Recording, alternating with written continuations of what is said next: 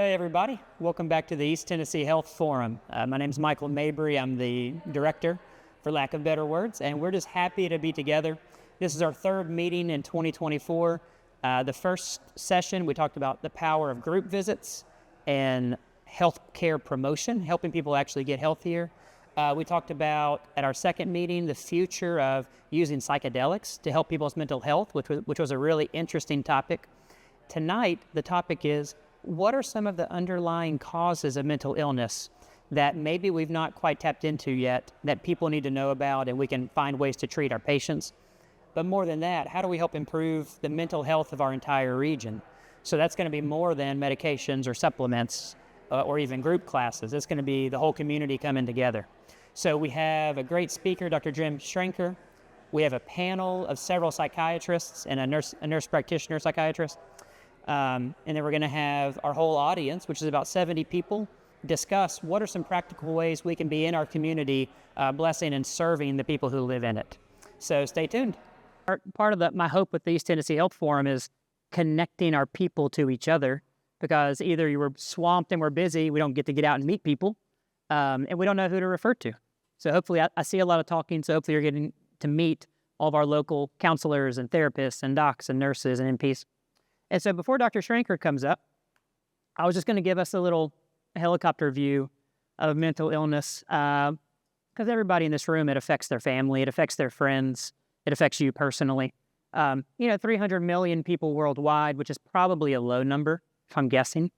And it's the leading cause of disability, and it costs us $100 billion a year as a lost productivity, lost days of work, medication costs, all those things. So it's not a small feat. And unfortunately, our numbers in America are pretty high. 21 million at least suffer with depression. Anxiety is 40 million, and anxiety and depression often hang out together like, mean siblings. So those often go together. But then bipolar, ADHD, PTSD. And the unfortunate part is it's just growing. And you guys don't need a chart to see that. You guys know it. You see it in your family. You see it in the community. We see it on the streets. But what you do notice is it's mostly our young people. And so that's heartbreaking. Even my beautiful little daughter's 7, and we pump into her all the time. You're beautiful, you're smart, you're worthy, all those things. And even she'll come up and be like, I'm ugly, or I'm stupid, those things, right? So society is just so much pressure on kids. But I always like some audience participation, as my students know. So why do you guys think our depression and our mental health is taking such a hit at this time? What are some things you guys think of? Phone. Okay, cell phones. Lack of community. Lack of community is a biggie. No pill for that one. Not pill. Gut health? Oh, you're making my day. Yep. What else? Poor nutrition. Poor nutrition. Social media. Social media is a biggie. I think that's the first one I wrote up there. What else? Lack of activity. Yep. I agree. And so I just took 5 seconds and I wrote, what are some of the things I think of? COVID-19 did nobody favors. Social media, technology, nutrient deficiencies, which Dr. Schrenker is going to really drive into tonight, which is often, I think, neglected in mainstream medicine, I think. News and just constant barrage of just bad news. We have smaller family units, and people feel alone, to your point. There was a stat I read that 50% of Americans trust one person or less in their life. And so if that's a reality, of course our mental health is poor because they feel alone and isolated. And then obviously drugs and alcohol, and then inflammatory causes, which would go to gut health, all those things. And so psychiatry, it has a wild history. I mean, it's gone from casting out demons and killing people they thought were insane, to lobotomies and insane asylums, all those things in the past. But we're really not that far removed from effective treatments. Even back in the 80s, I just finished up a book called The Body Keeps the Score. And, the VA just in the 80s was all right, PTSD is a real thing, because our Vietnam vets were really suffering.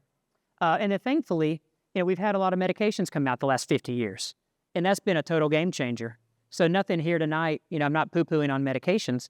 They are a tool, which is what Seth talked about. they're a wonderful tool. You got to use the right tool for the right person in the right time at the right dose. So it's not easy, but really back in the 80s, 90s, Prozac hit in about the 90s, and that was a game changer, like I think 86. And so we've come a long ways.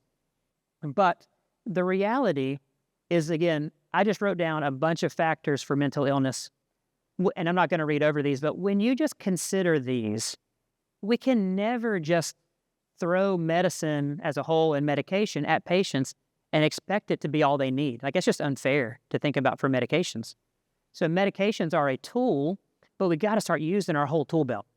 And Dr. Schrenker is going to talk to us about that here in just a minute. And so something to be thinking about is, as Dr. Schrenker is talking, because after he speaks, we're going to do some Q&A, and then we're going to have some table discussions. I want you guys thinking about how can we actually bring things we're talking about here into Johnson City and Bristol and Black Mountain and Asheville and Greenville. How can we bring this to our own people? You know, and I was thinking just high level, one, we're treating patients like the individual, but then two, we're coming together as a community, which is exactly what this is. And then three, we're finding what practices work really well and how can we duplicate that? You don't have to reinvent the wheel. And we can have an open hand of like, hey, we found this worked really good in Kingsport, Tennessee. How can we duplicate that? And I have some fun stories on that at the very end. And so I have two fun quotes for us.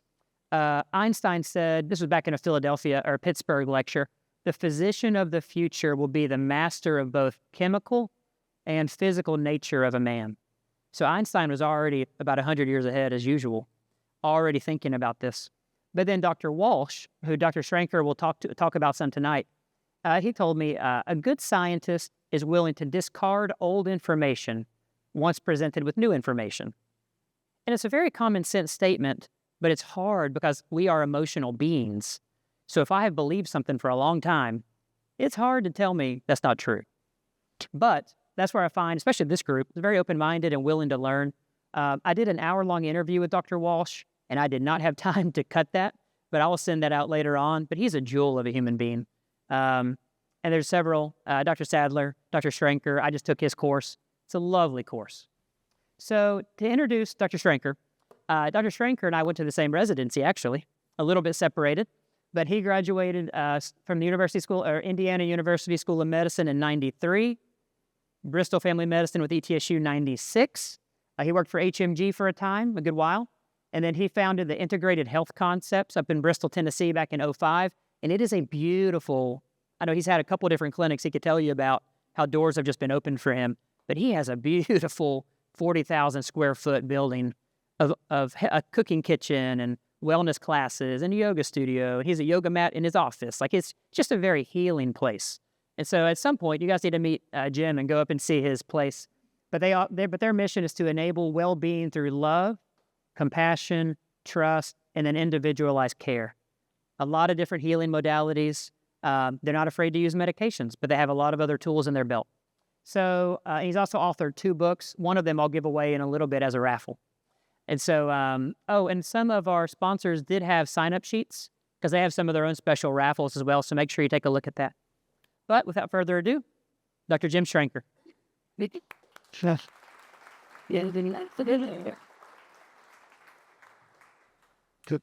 All right. So I'm Dr. Schrenker. Thank you for having me here. We founded Integrated Health Concepts in 2005. I was with HMG for about 10 or 12 years, served on their board of directors, went through conventional medicine, could not ignore that the patients that got better never followed my advice. So started listening more to my patients and asking them what they were doing. And then just finally it hit a tipping point when you're prescribing a vitamin for something and they come back and see your partner and your partner goes, "What are you doing? Why'd you take them off their Prozac? They've been on Prozac for 20 years. I'm like, "I took it off because they've been on it for 20 years, you know? So that made me think that I needed to get out and do something different. So we opened up Integrated Health Concepts. There's been 1,000 iterations of this, but we've settled on Reiki, acupuncture. We have a couple acupuncturists, neurofeedback, massage, hypnosis, nutrition, teaching kitchen, licensed clinical social worker. So we just really try to approach this from a whole health standpoint. Meet somebody with where they're at, and obviously whatever they've done has got them here and they're not happy. So why are they doing what they're doing, right?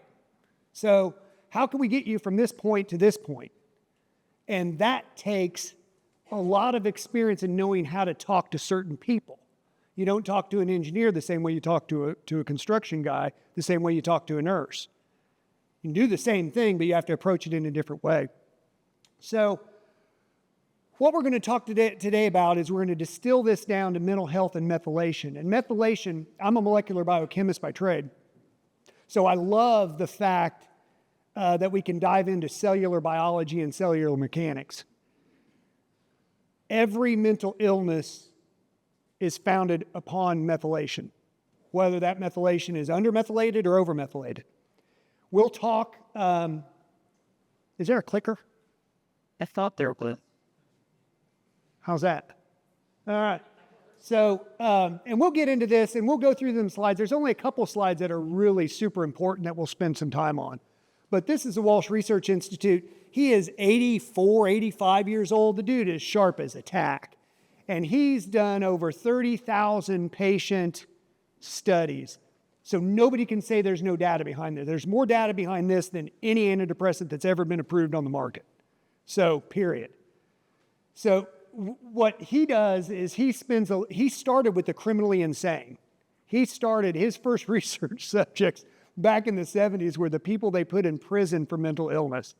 That's the only people that they would let him see. And he started making people better, and they're like, well, what could you do for somebody that's not a criminal? So he started working with that, does a lot with schizophrenic, bipolar, and Alzheimer's.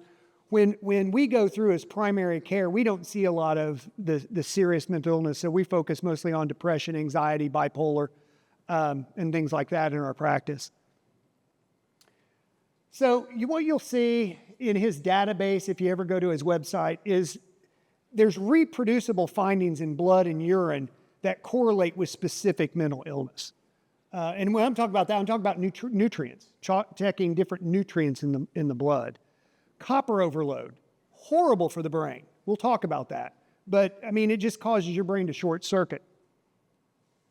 So there are more than 300 important nutrients in the brain. All of them impact serotonin, dopamine, norepinephrine, GABA, and the MDMA receptor, which are all your receptors that you really care about in conventional medicine, because that's what we have pills for. There's a lot more neurotransmitters out there that we don't have a drug for, so we don't spend much time on it. But what we're trying to do is change the nutrient therapy or tailor the nutrient therapy to what they need in order to help them reverse their disease.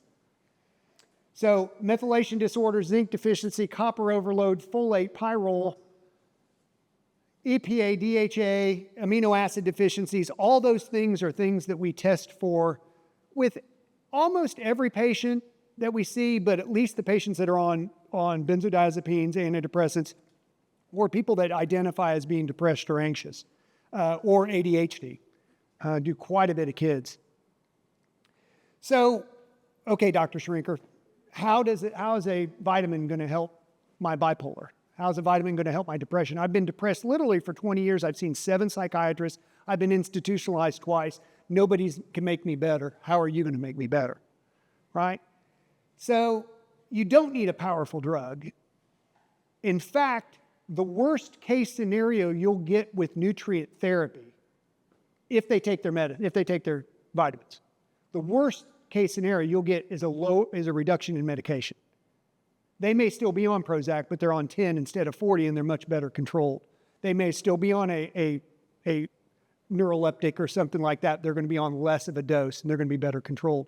Because once you fix the underlying methylation, once you fix the underlying nutrient deficiency, the body can begin to heal itself and make the neurotransmitters that we need.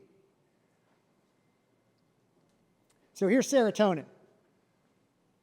Look at what it is required to get to 5-HTP to serotonin. And 5-HTP is what everybody takes for depression, right? It's your natural SSRI. But if you don't have P5P, the activated form of B6, it ain't going to convert. So you can take your 5-HTP, but if you're not taking a B6 or a P5P with it, it's not going to convert at a reliable enough rate to get to serotonin. L-dopa to dopamine. What does that need? B6. So you're going to start to see a theme that B6 is really the mental vitamin that everybody needs to be on. If you're depressed, if you're just a little bit anxious, if you're just a little bit high-strung, it'll mellow everything out. It won't make anything bad, whether you're undermethylated or overmethylated. It is kind of the fix-all for all of that stuff. And look at glutamic acid and GABA, right? So GABA is going to be your natural Ativan, Ativan and Xanax. But again, it takes P5P to convert that over. Then we get into norepinephrine, your fight or flight. Look what that takes, copper. And that's the secret killer amongst young women. Oral birth control pills are horrible for young women's brains. The estrogen is a synthetic estrogen. It causes a massive absorption of copper in the system, and their copper goes up. We're not interested in the copper level, per se. We're interested in the copper to zinc ratio, which should be 1-to-1. But you'll see young girls that come in that are anxious, that are on 3 different psych drugs, and they're on some sort of pick your birth control pill. Their copper's 225 and their zinc's 57. Well, what does copper do? Well, ADHD, trouble concentration, emotional meltdowns, frequent anger, anxiety, high anxiety and panic, sleep disorder. Well, guess what? They're on their meds. They're on the right meds for what they're complaining about, but they're not any better. They just feel drugged and they're not better. I still feel like I did before. I'm not myself. So why does copper go up in high estrogen states? Because your baby can't eat copper. So God has devised a mechanism that when estrogen goes up during pregnancy, your body absorbs copper as much as it can because it's a passive transmission to the baby. You have to have copper to make blood vessels. So that evolutionary mechanism to absorb copper is what we have derailed with oral contraceptions, NuvaRings, Norplants. Safest form of contraception is a IUD. It'll lower copper least of all of those. But if you put these young women on this, if you're seeing young women that have anxiety, depression, and issues like that, check a copper, check a zinc. You'll be astounded. So how do you get copper down? B6. But zinc lowers copper. There's 7 zinc molecules in every metallothionein molecule. Metallothionein is the best detoxifier of anything in our body. 7 zinc molecules. So you got somebody with a copper of 180, you got in their zinc of 64. You put them on 30 milligrams of zinc, because I don't want to hurt them, just 30 milligrams of zinc. Their copper goes down 1 or 2 points and their zinc drops 10. Because now the body sees extra zinc, so it's trying to chelate the copper to get it out, but there's not enough zinc to chelate the copper. So you got to put them on a substantial amount of copper. 30 milligrams twice a day, 50 milligrams, 100 milligrams, and you got to follow the levels. You got to be cognizant that you can cause a copper deficiency, which is going to have many of the same symptoms as copper overdose or copper overload. But if you put them on B6 and you put them on enough zinc, in 2 weeks, they're like, oh my God, I feel amazing, or I feel a lot better. What are the side effects? Maybe a little bit of nausea with zinc. What's it cost? Oh, $100 a lifetime supply. So, and we can then wean them off the medications that they're on. So one of the things that we tell patients is, I'm not here to stop your medicine. I'm here to make you better so you don't need it. And getting better is going to take a lot of effort on your part. You're going to have to eat a plant, you're going to have to exercise, and you're going to have some mindfulness. So some people are born with natural low levels of the antioxidants, the glutathione, metallothionein. Illness and injury is a big one. So when you see these are epigenetic issues. When I went to medical school, genes were on or off. There was no doubt about it. Now we know that almost all genes are epigenetic. They get turned on and turned off. We know Dean Ornish's research shows that you can turn off cancer genes with organic vegetarian diet, transcendental meditation in 12 weeks.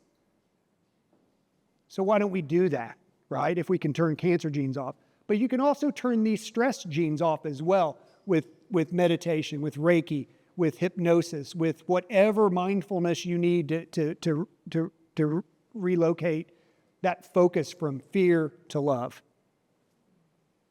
So an exposure to toxic metals, pesticides, pollutants. But the big one for women is birth control and exogenous estrogen. Obviously we do a lot of hormones. And you can put a woman on an exogenous estrogen and a progestogen, and you can check their level, it will never show up. The body has no idea you put them on estrogen or progestogen. So real progesterone and real estrogen is what you need to use. Real estrogen is still toxic to a female brain if it's done in higher quantity, so you got to follow coppers and zincs if you're doing hormones as well. This is it. These are the three you need. You need glutathione, metallothioneine, and selenium if you want to have any antioxidant protection. That's it. Those are the three you need. Everything else is fluff. Alpha lipoic acid is good, but if you don't have these, alpha lipoic acid can't do its work. Metallothioneine, 7 zinc molecules, right? So you got to be ingesting enough zinc. If you don't have an issue and you're eating root vegetables and you're a vegetarian, you're getting your 3 fruits, your three whole grains, and your three veggies and fruits, then you should have enough of that. Selenium. What's the best way to get selenium? Brazil nuts. 3 raw Brazil nuts a day will get you 200 micrograms of selenium. And you kind of want to keep people on that because the selenium supplements can cause overdose, and an overdose of selenium can be fatal. Rare, but it's just not worth it. So, and glutathione, you can do that oral, you can do that IV. So here we are with methylation. So it's the dominant factor in the epigenetic process that regulates your neurotransmitters. And what you're going to see is the methyl to folate ratio also has a powerful impact. 60% of anxiety, depression, and psychosis exhibit serious methylation imbalances. So here we go. 70% of the population has normal methylation. Undermethylated represents about 22%, and overmethylation is about 8%. So in our office, with a run-of-the-mill anxiety, there's a 75% chance they're undermethylated, and there's a 25% chance they're overmethylated. We've all heard of MTHFR. You don't need to check it ever again. It's ridiculous and it's useless, right? Why? Because you're checking a gene. If you're homozygous for both of those, there's still 40% activity at the MTHFR receptor. So even if you got all full-blown MTHFR, there's 40% of that receptor is still working. Why? Because without methylation, we would be dead. So I don't check MTHFR. I try to gently explain to people, I'm glad you got that. I don't care about that. Let's check a histamine level. And the histamine level will tell me if you're undermethylated or overmethylated, right? So we do a serum histamine level. If you're 60 or above, you're undermethylated. And if you're 40 or below, you're overmethylated. Why histamine? Histamine is toxic. There's only one way to eliminate histamine from the human body, and that's to methylate it. So if you have enough methylation, the body is going to keep this toxic molecule rounded up. If you don't have enough, then it's going to be high. And if you got too much methyl, it'll be low. So that's the easy, quick way to determine undermethylated or overmethylated because we don't care about MTHFR. We don't care about what it does. You get an MTHFR and you're undermethylated and you go on folate, you're going to hate everybody because that's going to spin you back into fight or flight because folate is poison to an undermethylated brain. So here we go. 98% of autism is undermethylated. When you do what we do as integrated and holistic, you tend to draw in certain audiences. I have easily 100 autistic children in our practice. And all of them have been better for a while. But trying to get the medications in them, trying to get the supplements in them is very difficult. And then at some point the mom's just like, I just can't do this, because we're looking at B6, we're looking at zinc, we're looking at S-adenomethionine or methionine. But it does work. We had a kid that was mute that talked after 6 weeks of therapy and still talking. So at least a sentence. So that was good. Antisocial personality.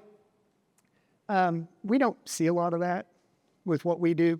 Schizoaffective disorder, we do see a lot. Oppositional defiance, we see a lot of that. Anorexia, depression. So that looks like none of those fit, but they do, and I'll explain why they fit here in a second. Panic, paranoid, schizophrenia, ADHD, behaviors, depression. This is over-methylation. So this is, your body is spinning.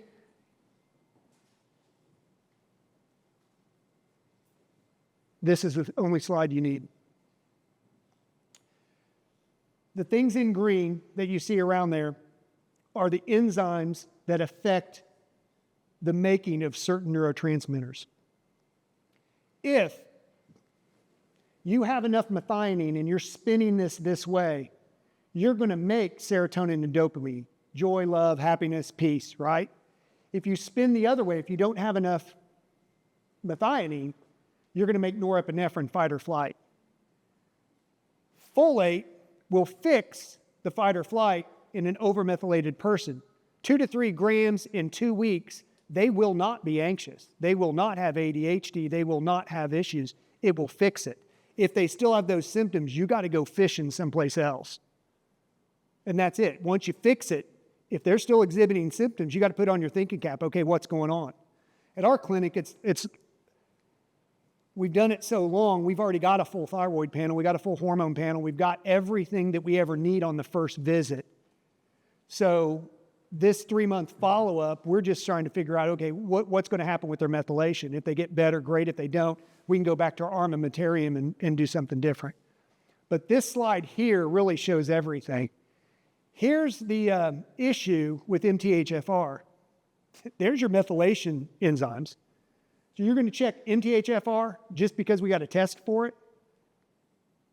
But there is the balance. There's the tug of war between overmethylation and undermethylation. And MTHFR is on the undermethylated side. So when you do an MTHFR, you're only looking towards undermethylated people. You're ignoring all the overmethylated.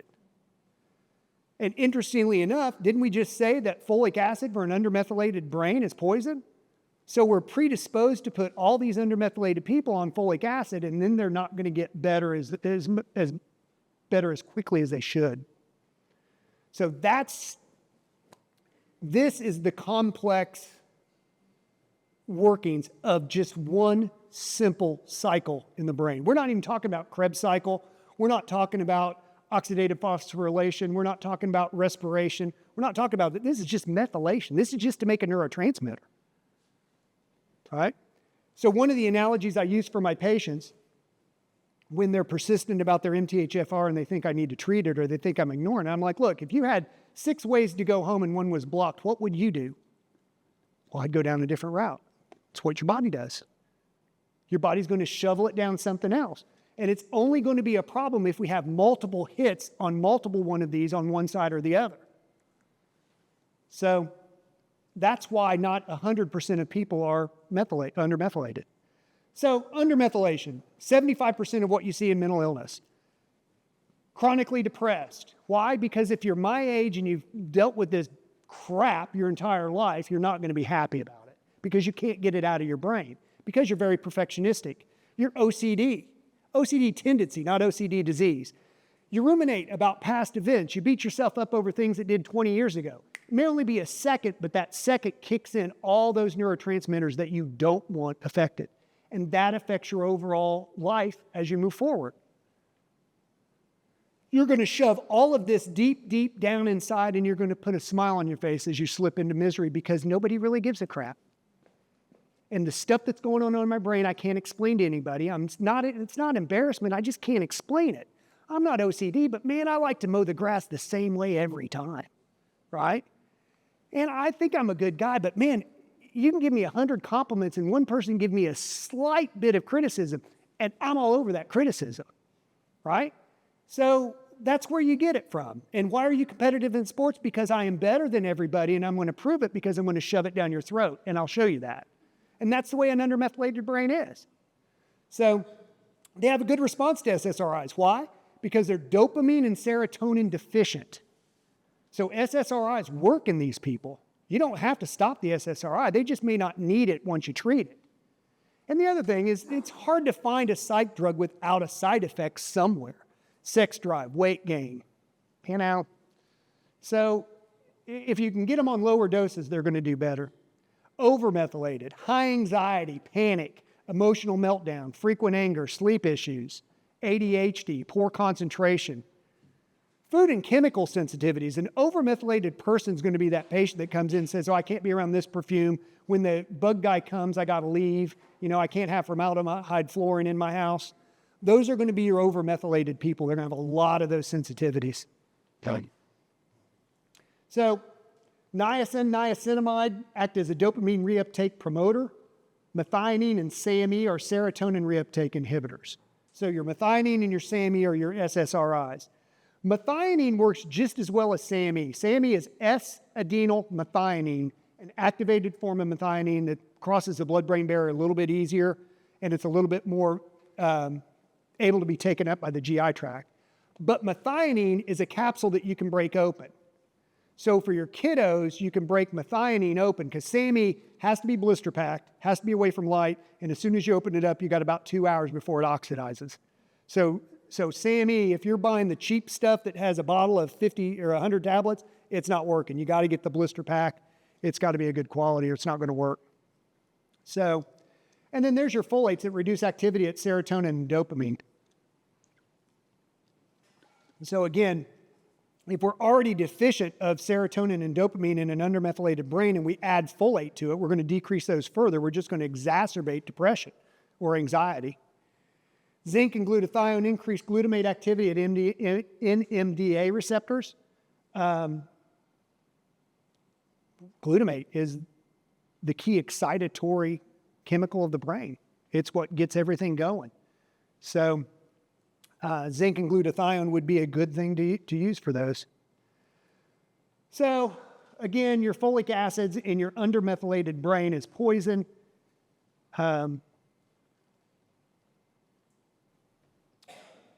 They will increase the expression of serotonin transport proteins.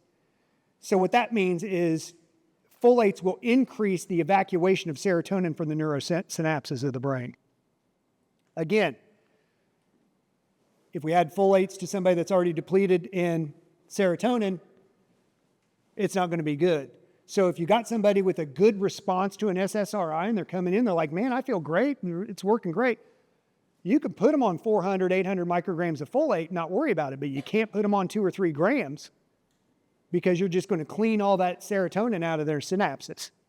So again, most undermethylated depressives are going to be low serotonin and low dopamine activity. So nutrients play a critical role. In our clinic, they are the crux of what we do. We do IV glutathione, we can do IV other stuff, but the IV glutathione seems to work really well in your neurodegenerative disorders, depression. It's, again, a great antioxidant, but you can use a little bit of that with a little bit of oral glutathione and really get the brain going well on some of these people. So the methylation, what Dr. Walsh has done, he's provided us with a roadmap of an alternative route to get to be well, right? Don't discount the nutrients. Don't discount physical activity, mindfulness. You know, this is a holistic approach. If you walk into this with S-adenylmethionine and B6 and say, I'm going to conquer depression, it's not going to work. You got to hear the person that's in front of you. You got to relate to the person that's in front of you. You got to be able to commiserate with them at some point, but you got to be able to pull them up out of that hole. But Reiki, hypnosis, acupuncture, we do all of that for that. Hormone replacement therapy. God, your brain ain't going to work without estrogen. It ain't going to work without testosterone. The patient that I referred to earlier that had 20 years of depression,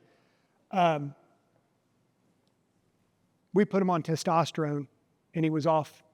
His psych meds weren't working, but he was off all his psych meds in 3 months. When you get a depression from a low testosterone or low estrogen, it is refractory to medications.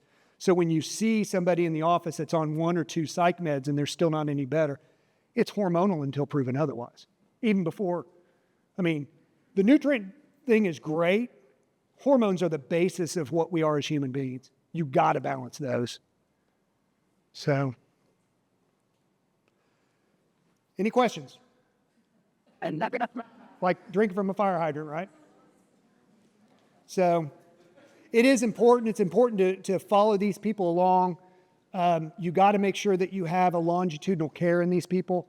And you got to make sure that whoever you're working with has like-mindedness. Because when you're weaning somebody from an effexor that's been on it and they're having lightning shocks through their brain and their depression is acutely worse and they just feel like crap, your partner is going to go, why don't you just take your effexor some more? Rather than, hey, look, this is part of it. How are you doing? Are you suicidal? Are you having any issues that way? Can we help you? You'll get through this. And most people do get through it. And if they don't, you can always go back on the medicine. So. Yeah. There. Right. They're like, what? Welcome. OBs don't know anything except Dr. Martin. They're the worst at hormone replacement therapy. So the Women's Health Initiative came out in 1993. It was a 5-year study that was stopped 3.5 years into it because it was killing all the women from breast cancer and heart disease. Well, guess what? They never used a control to control for heart disease and breast cancer. So what people don't realize is the second part of the Women's Health Initiative started the same year, ended 20 years later. So 2 parts to this. The first Women's Health Initiative went back and they redid the data. Guess what? 23% decrease in breast cancer on women on Premarin, which is a horse estrogen. Right? Decreased heart attacks, decreased stroke, slight increase in blood clots, but when controlled for smoking and age and things like that, no. Right? And then the 20-year prospective trial, decreased risk in dementia, decreased risk of heart disease, decreased risk of stroke, decreased risk of osteoporosis. Why would you not use hormones? Medicine hates women. If you guys can think during menopause, you're going to rule the world, right? 43% of women executives quit their job due to menopausal symptoms. I know we're not talking about hormones, but God, I love hormones. So, and men are the same way. It's not just a fad. If you don't have tea, you don't have anything. I'll mow the grass tomorrow. I'll do it tomorrow. It's apathy. We get it wrong. We'll take them. We'll take them. Dr. Hollinsworth, my new partner, he'll take them. We love hormones. But yeah, you got to balance the hormones, and thyroid is a hormone. And you got to do a full thyroid panel, and you can't listen to any endocrinologists in the area because you got to use dual therapy. You got to have a T3 with the T4 product, which means you're on NP and you're on levothyroxine at the same time. You do that, you balance the 5 thyroid markers, of which TSH is the worst test ever made in medicine. It tells you how the pituitary is doing, doesn't tell you the thyroid. But you got to have the female hormones, you got to have the thyroid balance, you got to have the holistic approach. This isn't going to work. And sometimes when you balance the hormones and the thyroid, you don't need this. So, what else? Recommended further. Recommended further reading. Dr. Walsh has a book called Nutrient Power. There's one chapter, I believe it's chapter 9, that would be good for a physician or somebody that knows their way around medicine. The rest of it is kind of fluff building up to what we talked about here. There you go. I highly recommend any physician to take Dr. Walsh's course. Introductory course when is that, now or getting ready to start? Just finished. And then he's got level 1 and then he's got advanced. You got to do it. The way this came about with me is I walked into my office one day and there's a very eloquent one-page letter, single-spaced, handwritten on my desk. And it started with, "I am not your patient, but my son has autism. I learned about this program. I learned about your office. I think you would really benefit from going through this program." And I'm like, well, okay. So I picked up the phone and I called Lisa at Walsh Institute. I'm like, "Hey, when's your next thing?" I'll go, it's this Thursday. And this was Monday. She goes, "But we're full." I'm like, "Man, I got this patient that just wrote me a letter. I think I'm supposed to be there." She goes, "Well, Thursday at 4, just be here." So that's the way the universe works, right? And it's changed my practice. It's changed ADHD in my kids. Now, I have to tell you this, that ADHD kids are a pain in the butt, right? They're ADHD for a reason. So it's the compliance with the regimen that you got to deal with. So if we could ever get a pharmaceutical company or a nutraceutical company to sit down with me for 15 or 20 minutes, I could tell them exactly what concentrations we need to get this stuff in liquid form, because there's no liquid form on the market that's strong enough for this. Because you need, in a kid that's ADHD, you need 100 to 150 milligrams of B6, which is a toxic dose to a non-integrative physician. It's not. It's not. How does this work? So then, like you finish with the steps that's common, or like, is there one chemical the steps by? So trauma in the home, as soon as you hear something, a cascade of neurotransmitters is formed. If that is a joyful thing, then you have this cascade of neurotransmitters. If it's a traumatic thing, it's this. If you hear it all the time, then all you got to do is have a whiff of that, a smell, a light, something, and then your PTSD floods your brain with those stress hormones. So these kids that are raised in chaos, these kids that don't have food security, the kids that don't have home security, right? They're raised in this all the time. So anything like that floods their body with these fight or flights. You get somebody that was abused in the middle of the night. Do you think they're ever going to sleep again? Right?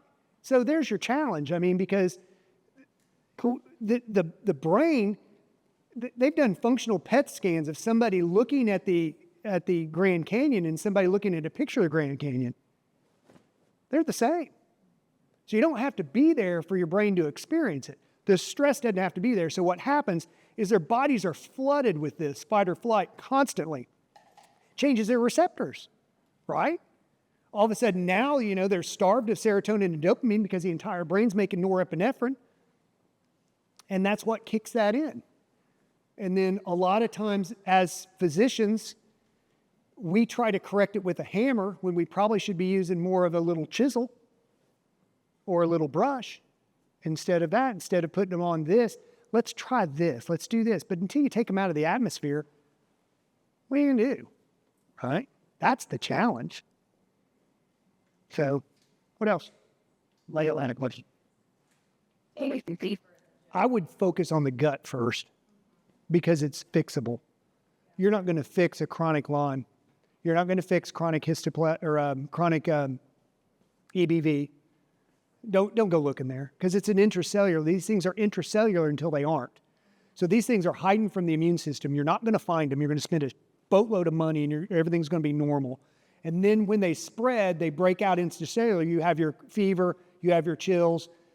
By the time you're on doxycycline, it's back intracellular again. Yet it's still progressing and going into neuro and neuro issues like that. Dr. Costello in Johnson City, if anything environmental poisoning, Costello's the bomb. So she does a lot. She's Lyme certified, so she's Lyme literate. But I would focus on the gut because it's quantifiable, it's easy. I'd work on some digestive enzymes.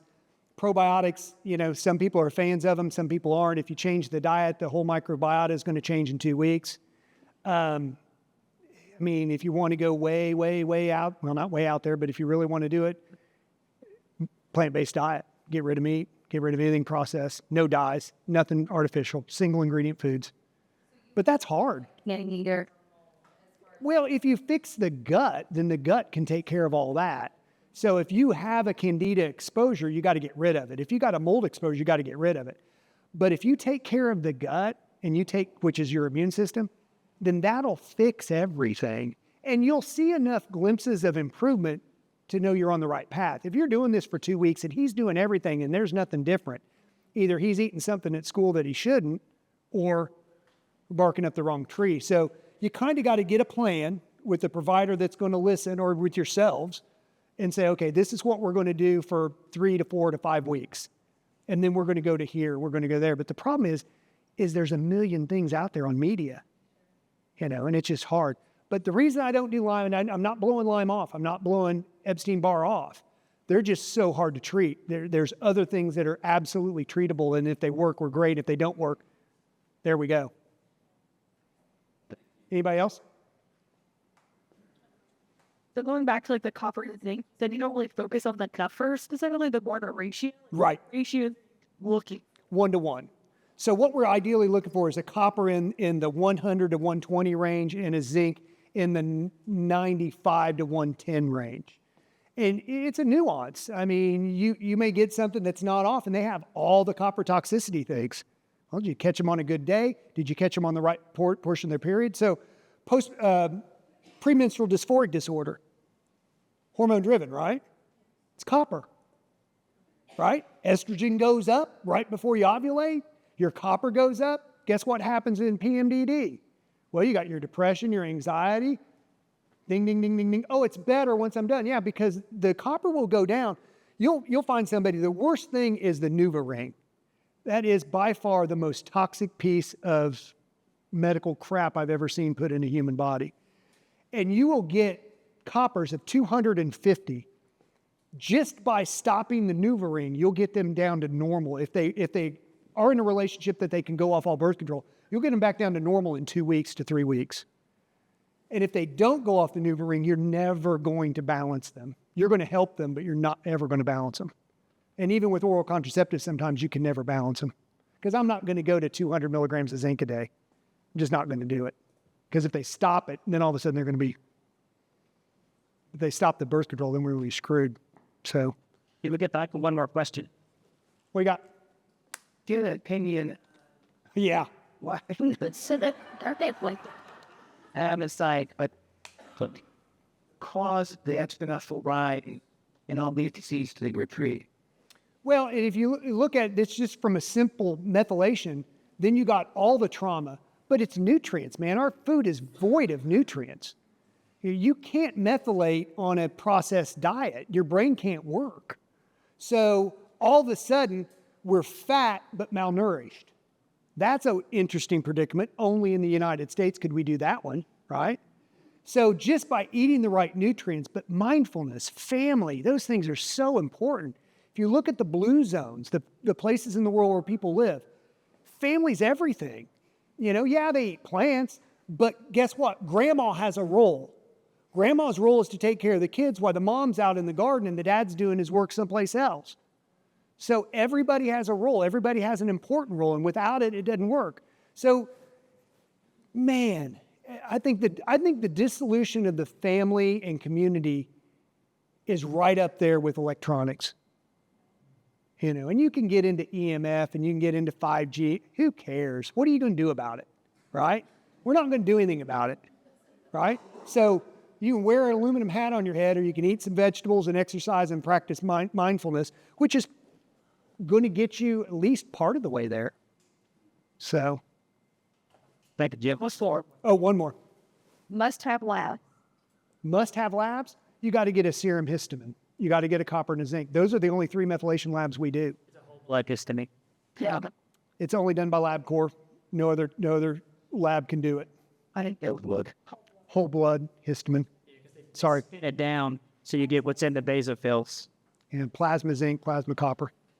So, yeah, those are the methylation labs. But you got to make sure the thyroid's balanced and all that other stuff, and the hormones and all. So, all right. Thank you, Jim. You're welcome. Thank you. We'll bring you back up to the panel. Okay, good. And I'll just go back a few slides. Just we were talking right here. In functional medicine, there's a phrase, Actually, you probably could have kept that, Jim. You're on the panel. There's a story in functional medicine where and there's the sitting on tack theory, and then there's the leaky roof theory. They both kind of go together. But if you have a roof with 10 holes in it, and I plug 3 of them, you're still getting wet. But as you start plugging more holes, all of a sudden they're like, I feel better. And so what Jim's talking about is we are a nutrient-poor, caloric-dense population. And so we're getting sicker and sicker. But nutrients is just one part of it, like Dr. Bola was getting to. Because if your nutrients are great, but you're lonely, you're still struggling. Or if there's trauma you've not healed from in community, you're still struggling. And so the nutrient piece is a piece of it. And I have wonderful patients, and I need to use mood stabilizers on them sometimes as I'm balancing other things. So medicines are a wonderful tool, as we'll hear about here in just a moment. And so what we're going to transition to is we're going to have a panel. We have 2 psychiatrists that are lovely humans. We have Dr. Schrenker and then Seth McLaughlin. And I have a few questions for them, but also I want you guys just to ping pong some questions up to them. And then we're going to spend some time talking at the tables. And we'll kind of get into that in just a minute. So our panel, if you'll come on up. 2007 about? 7. So almost 20 years of clinical practice. And I just got to meet Dr. Patel, and he works at Creekside. I believe the chief medical officer. Is that correct? And they have a heartbeat of how do we increase access to care for people in East Tennessee. And so one of my questions for Dr. Patel on the panel was, what drew you into treating people with mental health issues? And then what are some pearls you're learning of how we can really help them?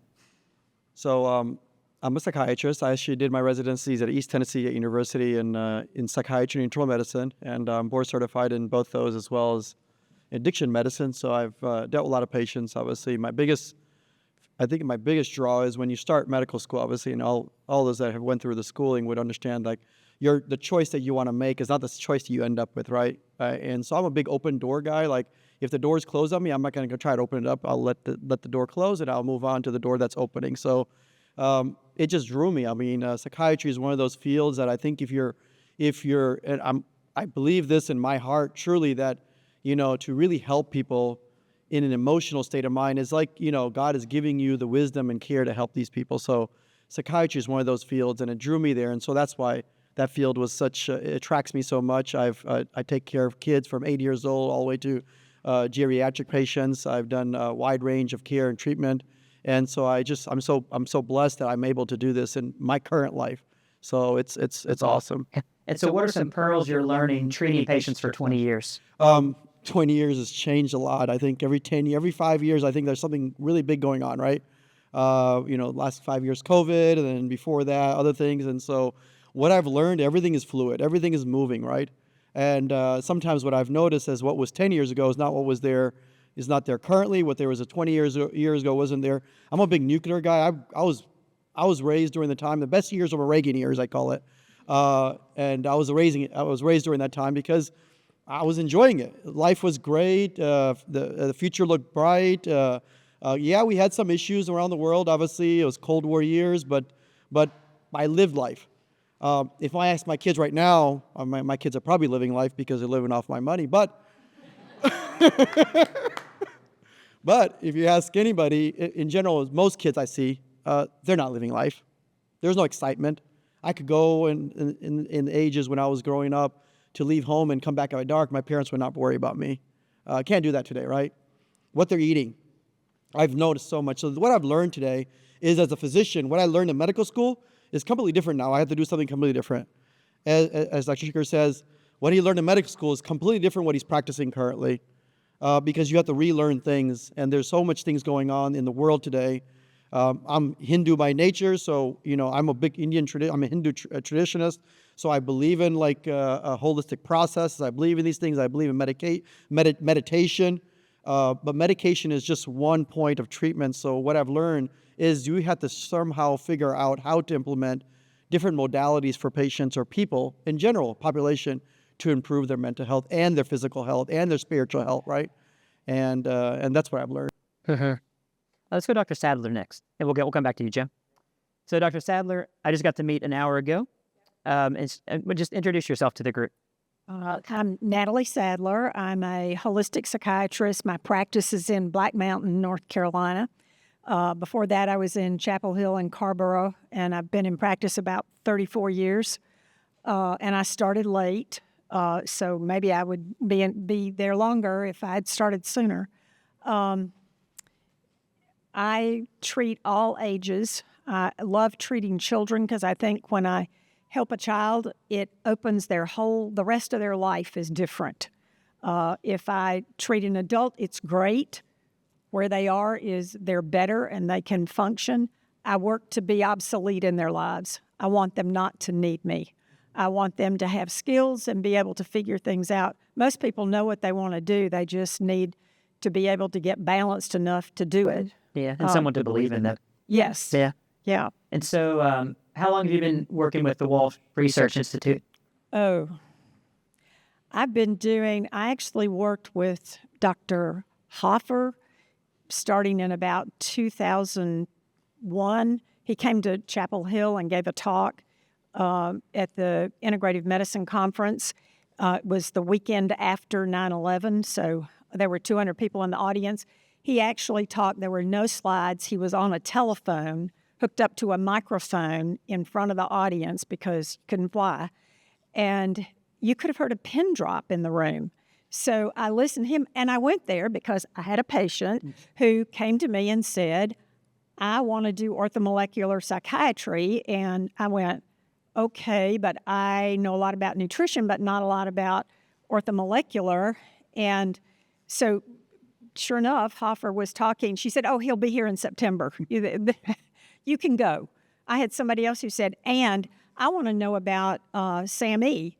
I knew nothing about SAMe, but there was going to be on Friday night a TV show that was going to have SAMe on it. So I watched, and I thought, how come she thinks I have nothing else to do on Friday night but watch this show? But I learned it didn't work with her, but now I know why. She was overmethylated. So I've learned my patients bring me things. And if I stay open and I listen to them, I learn a whole lot. And that's probably one of the best things I could tell you is stay open. When I was in medical school, the first day the dean came in and he said, half of what we're going to teach you is wrong. We just don't know which half. Yep. And that made me a skeptic from day one. And I've stayed that way. So when people teach me something, I'm like, really? Dr. Walsh, I started before Dr. Walsh. I was in his first class that he taught in, I think it was 2014, and I did the first 5 that he taught. Not that I didn't already understand the principles, but I loved being with a group of people that were like-minded, and I learned something new every time I did it. So, and Can you give us an example of a patient just recently that you've seen benefit from this, just from nutrient balancing? oh, I have patients all the time. I actually basically test every patient that I have. When they come in the first time, my first recommendation is to do the Walsh testing. And as soon as we can get them tested, and for instance, somebody comes back and they are overmethylated and have urine pyroles, and I can put them on B6 and zinc and vitamin E, and I can get them on some SAMe or just L-methionine. They start to balance out, and usually within a month they come back and they're like feeling much, much better. And it's really amazing. It's just, I've tried, trust me, in all the years I've been in practice, I have tried so many different things, and this is what works. Consistently you get, and if for some reason you only get 84% results, there's something else going on that you need to stop and look at. But it works every time. It's really amazing. When, like Dr. Schrenker said, when Bill Walsh got started, he was working with forensics with Charles Manson and serial killers and people in prisons, trying to figure out how did they get there and how can we keep people from getting there. And so their database is like 20, 30,000 inmates, and they kept seeing this pattern that made them violent, aggressive, addictive personalities, all that. So this to me is it's very hopeful because people blame themselves. I'm an alcoholic, like I'm a whatever. They take that on as an identity. Well, the thing that impressed me, if you read his book, he actually worked with children in juvenile detention. And he did testing on them and put them on nutrients and balanced them out. And they got better. The behaviors improved. That's the hardest group of kids to treat conventionally. And that's what got my attention, because if you can do that with juvenile detention kids, what are you going to do with somebody who's just a little depressed and anxious? Well, and I think all of us too, when you have that difficult teenager, they often get pushed to the side. Yeah. And I hate seeing that. And then they fall out of the system and fall in the cracks, and now they're who knows where. So, yeah, thanks, Dr. Sadler. And then Seth. Seth's been practicing psychiatric nurse practitioner for a long time. What are some pearls you find that really help patients heal? I think the first thing is connection, really getting people connected to other people. So where is Kim Bashormaki? I send a lot of people to Shakti in the mountains, a lot of women in the area, because it's a women's center that they have a lot of different things that they host, and it gives women a community where maybe they don't have one. And so I really recommend finding community resources like that and connecting people with it. With our groups, sometimes April's a big hiker. So she may take someone on a hike as part of their treatment.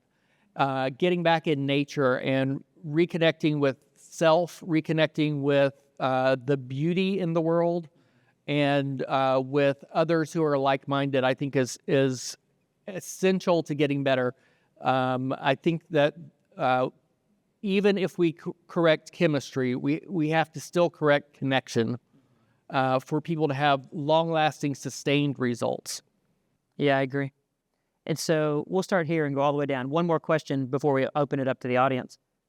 What's one thing we could do to help the people in our area have better mental health, better resilience, better connectivity?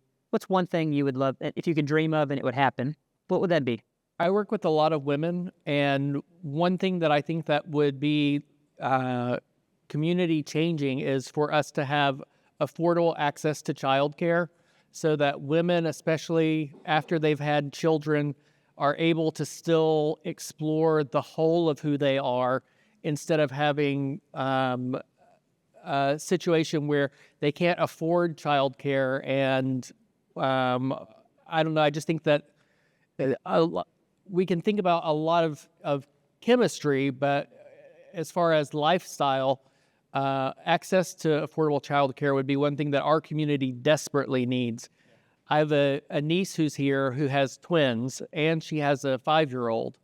And I just watch her as she's outnumbered, and she's trying to keep up with 3 of them and work a full-time job. And I'm like, the options for childcare here are so few and far between and so expensive that it really, that's one thing I think our community could do better. Understand their same question. I think support groups. I think for different people have different problems, but if you come together and you're in a group, and I'm not saying put all depressed people in a support group because that gets very depressing. That was just not nice. But for people to be caring and supportive of each other and to do things for people, and I'm not sure how one changes a community to do that, but it really has to do with coming together in community and being supportive of each other. Yeah. Same question. Well, I think building on those, mine would be nutrition. I mean, those 2 are perfect things, but they've already been taken. But you got to get some nutrients in people's brains. I mean, Good. Food City, Jiminy, Christmas, give me a break, So nutrition would be mine. One dream. One dream. That's a good one. I'm a big preventive kind of guy, so I believe that so data shows first 7 years of your life is the most important. Okay, that's part of programs when you're a child, and you could do anything you want afterwards, but the programming you have in the first 7 years is so important. I think that's the biggest portion where we need to start, because first of all, who doesn't love East Tennessee? I mean, this is a beautiful country. This is part of the country that I feel like I stayed here when I got a residency. I stayed here. There's so much to do in terms of the nature. So you're not confined to an area like you're in New York City or something. We can do so much with our kids, ourselves, our family. So I'm a big component of getting the stable nutrition is big, because I'm a vegetarian. I fast a lot, but I do eat healthy, and I exercise, and I try to keep my diet going. But with the food out there, because today we're living in a fast world, right? You got to eat things fast. You got to get much. You don't even time to chew it. We have to teach our kids from the get-go, from the childhood, how to walk right, how to talk right, how to mend right, and form those respectful factors that they'll learn all their life. I think that's a big one. Yeah. Well, what's interesting too is none of you said anything about the medical system. That's what's interesting. So we would change that. Yes. Well, we're working on that. But I think though the community has a bigger role to play in the community, instead of relegating it to like, oh, just go see Dr. Mabry. Like, I can only do this much. But the community as a whole, and I'll show you that in a minute, is probably the most important. And we actually don't have time for questions because I want to get to the tables. What I'd love to do for 10 minutes, and maybe 8 minutes, is I want you guys to talk with the people at your table, and I want you guys to come up with one thing that you think would be really impactful for our region. And what I'm hoping is there's people in this room that will run with those. So talk for 7 or 8 minutes. I'll come around, we'll get some answers, and then we'll wrap up, and I'll almost get you out on time. So Dr. Patel, thank you for joining me. Thank you, sir. Yeah, we just finished up the East Tennessee Health Forum where we were talking about underlying causes of mental illness. And then on the broader scale, how do we practically get into our community and help the mental health of our community? And we heard a lot of things. We heard on the individual level, maximizing nutrition, having community, optimizing chemistry, all these medical things. But really what I heard most about was how do we drive more community so that people feel supported? And so what are some things you guys are doing at Creekside as you help guide them as one of their leaders to increase access and to help people's mental health? So some may not know, but Creekside is a 96-bed hospital in Kingsport, Tennessee. We started in 2018 with 72 beds, and we just increased it. Of course, there's a need. Sadly, there is, but we are trying to uphold that, and we're trying to help those that need help. One of the things that we've done really well at Creekside is we try to have 24-hour services so people could come in any time of the day and at least get assessed and get services, or figure out how to get some help. Either if it's not severe enough, outpatient services, and then direct them in that way, or they may need a little more extra help and go to partial hospitalization, which is a more intensive therapy outpatient, and then an intensive outpatient program as well, which is less intense, but it's still, there's therapy there. And then if they need more help, obviously if their mental illness is much to the point where they require inpatient care, we try to adequately get them inpatient care if they meet those criteria. And so the fastest of care is access, right? And I know you guys have a vision to grow and to expand, just to have more satellite clinics, and that's a really good goal. One thing you probably don't know, I had a patient I sent to you who was cutting and had a lot of self-harm and suicidal ideation, and I was really glad when she came back. And I said, how was your time at inpatient psychiatry? And she said, it was really helpful. And that's not often what you get from inpatient psych. Yes. And so I was like, they're doing a really good job. And I know you have good leadership with Rick and Jeff and your team. And so I'm just happy to see you guys in our community and trying to partner with other medical clinics. If you had a dream of how could we help the mental health of East Tennessee, what would one of those dreams be? I'm a big preventive guy. I love to try to get the core issue going, the root issues. I wish we had better services in terms of helping those to prevent mental health issues and crises. Yeah. And it starts from family dynamics to the grounded process of schooling and where they're there, and how can we teach kids to eat more better. Nutrition is a big thing. We talked about that here. But also other facets of life, decreasing, I call it overstimulation to just adequate stimulation. And there's a certain wavelength of the kids and us we could reach, but I think it's now at an overload process. And we really need to get down to the core of, okay, how do we get back to family dynamics? Yeah. The nuclear family, the cultural process. The biggest one is community help. Yeah. Community access, getting people access to community services, but in a manner that's healthy. Yeah, I agree. And the right service for the right person at the right time. Yes. And then, medicines are needed too. Counseling is needed. Group therapy is wonderful. Yes. I think all those are really, honestly, I think they're realistic goals. And they're achievable. I think they're achievable. So the whole SMART goal, are they specific, manageable, attainable? Yes. Yes. I think it checks those boxes. Yeah. Yeah. Yeah, I love that idea. And I remember we were talking on the phone and you had this beautiful idea of what if we had this center where people can come and just learn how to heal? Yeah. And I was like, I got the same vision Yes. going on in my brain. Yes, So I was it's in like, there. I'm really happy that I got to meet Dr. Patel. Yes, And then Dr. Patel sat on our panel and we spoke about how could medicine be in mental health? What could we do in East Tennessee where statistically we have pretty poor health as a state compared to the rest of the country? And so I'm just glad I got to meet you and I'm excited to see what can come out of our friendship and just a community starting. So, Positive thing, like you said before, whether we are the 48th or whatever, only thing we can do is just go where? yeah, just go straight up, yeah. Or in that case, straight down, yeah. Well, we're not going straight down. We're going to go up. This is what we need to do. Yeah, So down I to number appreciate one. I But appreciate it. I appreciate your time. Thank you so much. Yes, sir. Thank you. Thank you, guys.